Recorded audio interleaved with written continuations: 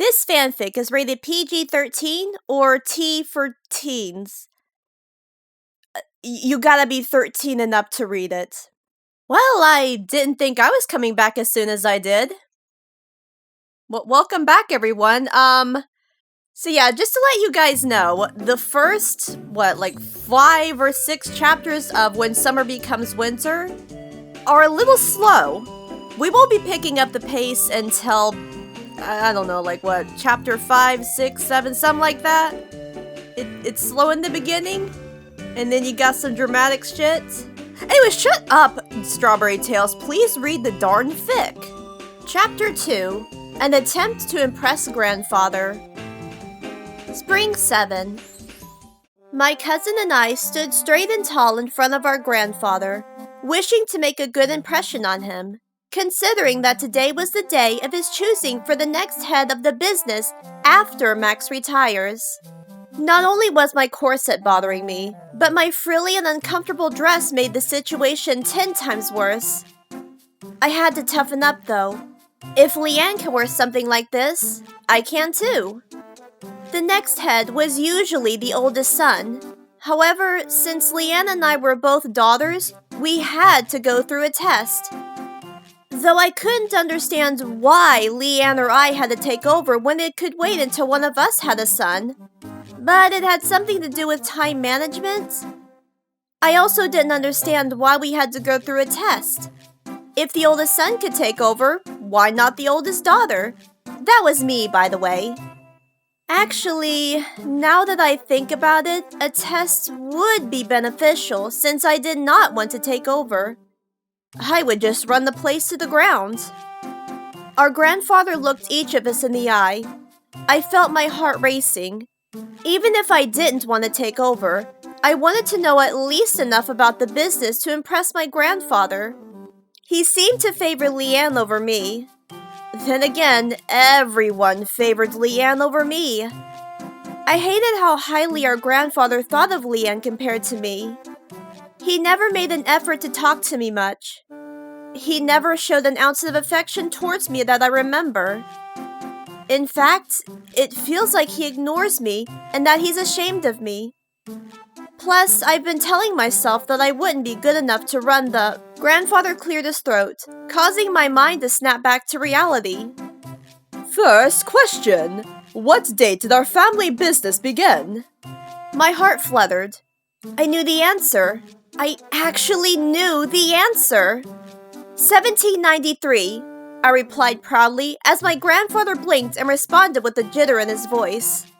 Yes, that was the year, but I need to know the date as well.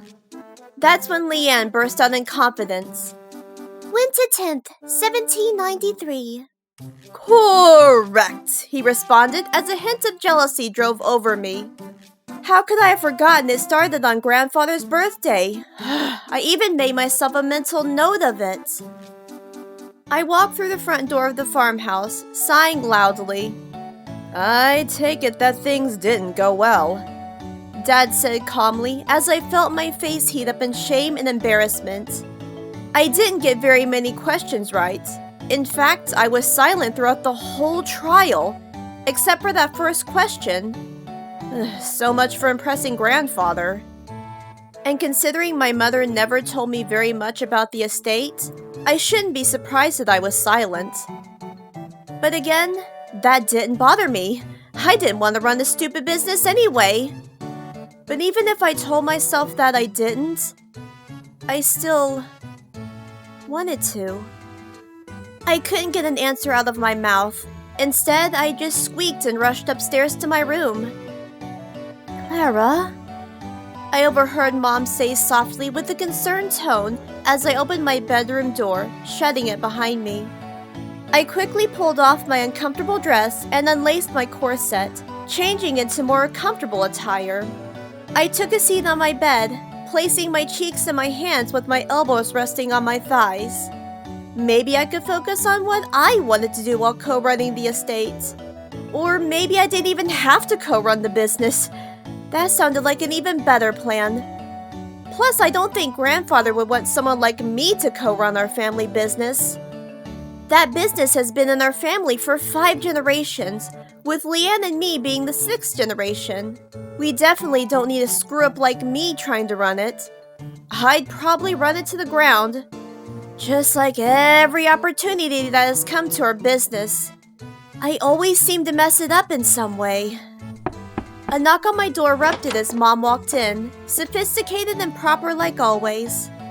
I had always wondered why she married my father, a simple middle-class farmer. I remember my father telling me that Mom had fallen head over heels for him the day he moved into Alvarna. He and Mom also said that the whole story was a bit dramatic. They said that they'd tell me when I was older, but they've yet to do so. I wonder how dramatic the story really is. Clara, my mother began with comfort in her voice as I looked from the floor to her warm chartreuse eyes. I know that you're upset about not being able to take over the— Oh, no, Mom, I'm not mad. Actually, I'm very pleased. Not being the next generation's owner has given me the opportunity to do what I want to do with my life. The possibilities are endless for me. I interrupted her, causing my mother to smile with slight uncertainty. Oh, I'm glad to hear that. Mom exclaimed suspiciously, knowing that I was lying, but also knowing that I didn't want to talk about the subject anymore. It was silent for a moment. She took a seat on my bed, wrapping her arms around my shoulder. Clara, you do know that if you ever get stressed or if you ever feel down, you can talk to me or your father, right? She said as I looked over at her with sincerity in her face. Where did that come from? I know. I replied with a nod as Mom kissed the top of my head. I watched my mother lift herself from my bed, walking towards the door of my bedroom, her long blue-gray hair bouncing with every step she took. I love you, Clara, Mom said as I smiled. I love you too, Mom. She closed my bedroom door behind her. I sighed slightly. If I ever get stressed, talk to Mom or Dad? I scoffed. I don't think I'll ever be as stressed as Mom is.